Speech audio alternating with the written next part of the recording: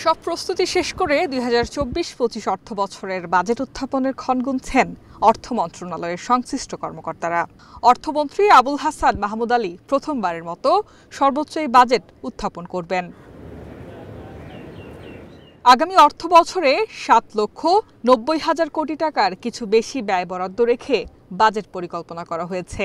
চলতি ২০২৩-২৪ অর্থ বছরে বাজেটের আকার ছিল ৭,৬১,৭৮৫ কোটি টাকার।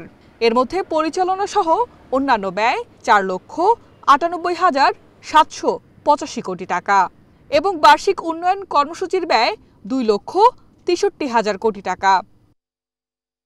আগামী বাজেটে মূল্যস্ফীতি নিয়ন্ত্রণকে সবচেয়ে বড় চ্যালেঞ্জ হিসেবে নেওয়া হয়েছে। টানা ২২ মাস দেশে উচ্চ মূল্যস্ফীতি বিরাজ করছে। খাদ্যপণ্য ও খাদ্য বহির্ভূত পণ্য উভয় খাতেই উচ্চ মূল্যস্ফীতির হার অব্যাহত আছে। চলতি অর্থবছরের প্রথম ১০ মাসেও তা বজায় রয়েছে। সরকারি সংস্থা বাংলাদেশ পরিসংখ্যান ব্যুরো বলছে, ২০২৩ সালের মে থেকে ২৪ সালের এপ্রিল পর্যন্ত মূল্যস্ফীতির হার ৯.৪১ থেকে ৯.৯৪% মধ্যে ওঠানামা করছে।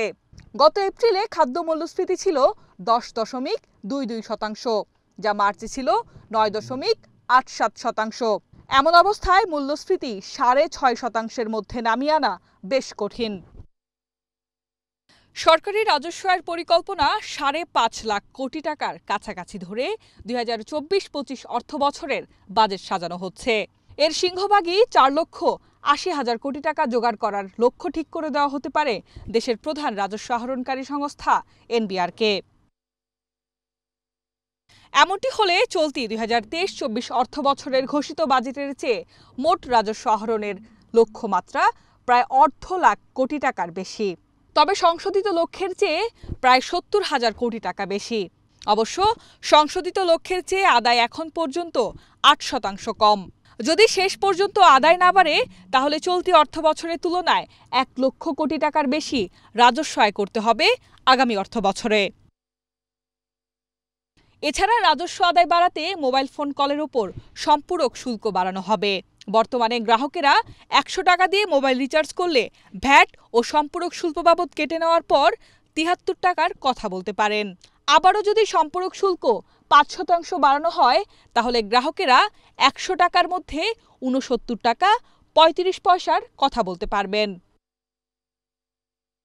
বাংলাদেশ ব্যাংকের বৈদেশিক মুদ্রা রিজার্ভ ধারাবাহিকভাবে কমছে। বর্তমানে মোট রিজার্ভ কমে ২,৩৭৭ কোটি ডলারে বা ২৩.৭৭ বিলিয়নে দাঁড়িয়েছে। আর আন্তর্জাতিক মুদ্রা তহবিল IMF এর হিসাব পদ্ধতি BPM-৬ অনুযায়ী বাংলাদেশ ব্যাংকের রিজার্ভ এখন ১,৮৩২ কোটি ডলার বা ১৮.৩২ বিলিয়ন। প্রকৃত বা ব্যবহারযোগ্য রিজার্ভ ১৩ বিলিয়ন ডলারের কিছুটা কম। আগামী অর্থ বছরে ফের কালো টাকা সাদা করার সুযোগ দেওয়া হতে পারে।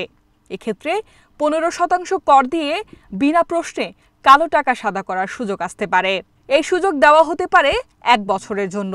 ২ বছর আগে ১০% কর দিয়ে কালো টাকা বৈধ করার সুযোগ দেওয়া হয়েছিল, কিন্তু তেমন সাড়া না পাওয়ার পরে এ সুযোগ বাতিল করা হয়। এর পরের বছর দেশ থেকে পাচার করা টাকা ফেরত আনার সুযোগ দেওয়া হলেও কেউ এই সুযোগ নেয়নি। ১ বছর বিরতির পর আগামী অর্থ বছরে আবারও ঢালাওভাবে কালো টাকা সাদা করার সুযোগ দেওয়া হতে পারে। আসন্ন ২০২৪-২৫ অর্থ বছরের বাজেটে ব্যক্তি শ্রেণীর করমুক্ত আয়ের সীমা বাড়ছে না। তবে করদাতার হয়রানি কমাতে আয়কর রিটার্ন অ্যাসেসমেন্টের বিধান বাতিল করা হচ্ছে। এজন্য বাজেটে আয়কর আইনে বড় পরিবর্তন আনতে যাচ্ছে এনবিআর। এ সিদ্ধান্তের ফলে ব্যক্তি ও কোম্পানি দুই শ্রেণীর করদাতাই কিছুটা হলেও স্বস্তি পাবে। Mitu, Asian television, Dhaka.